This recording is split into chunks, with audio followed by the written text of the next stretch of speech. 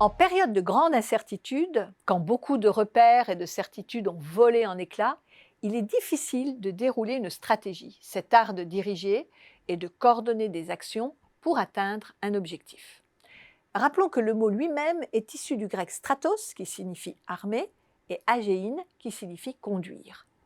Cette vision rationnelle, empreinte de philosophie platonicienne, marque ses limites dans des contextes complexes, chahutés, où la dimension d'adaptation devient incontournable.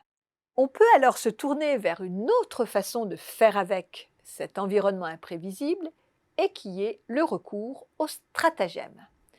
C'est le petit ouvrage de Giorgio Nardone, Chevaucher son tigre, paru en 2008 au Seuil, qui développe cette proposition hétérodoxe et pourtant très convaincante. Chevaucher son tigre est une image qui exprime la réalisation de quelque chose d'impossible. L'expression est issue d'un proverbe chinois qui dit que chacun de nous va se coucher chaque nuit auprès d'un tigre et qu'on ne peut savoir si au réveil, il voudra vous lécher ou vous dévorer.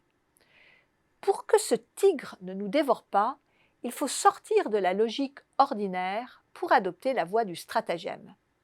Le mot stratagème partage la même étymologie que stratégie, mais désigne une ruse de guerre ou de façon plus générale une ruse habile permettant à quelqu'un d'arriver à ses fins, d'obtenir un avantage.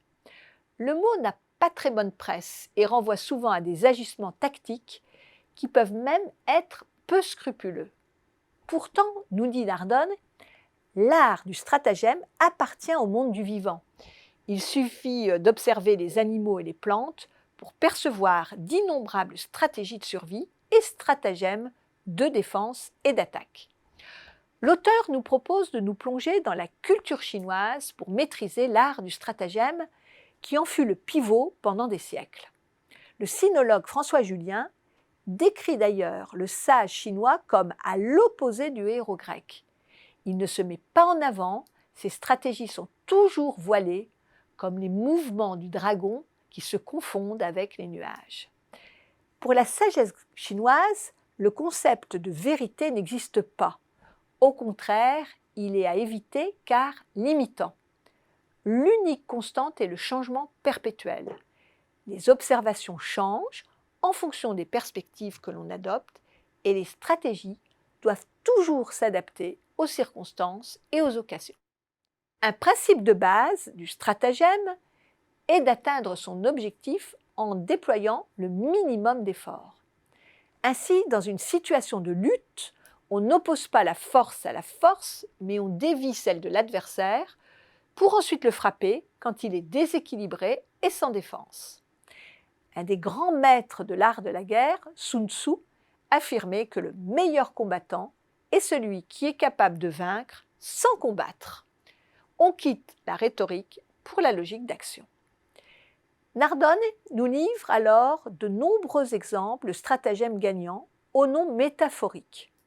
Sillonner la mer à l'insu du ciel, qui consiste à détourner l'attention des autres vers des sujets moins importants et du coup évite des résistances au changement en cours. Partir plus tard pour arriver plus tôt, quand on laisse l'adversaire prendre l'initiative pour mieux le contrer. Troubler l'eau pour faire remonter le poisson, c'est-à-dire créer une situation de confusion et de doute telle que les personnes vont adhérer à la situation qui leur semble pouvoir les aider à sortir du désordre. Et encore, changer constamment en restant soi-même, à l'image de l'eau qui vient à bout de tout, car elle s'adapte à tout, comme le disait Lao Tse.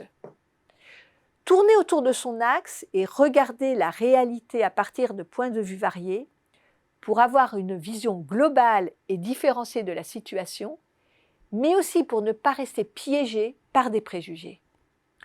Le stratagème, c'est une façon aussi de travailler avec ses propres limites, avec ce que l'on a et non avec ce qu'on devrait avoir.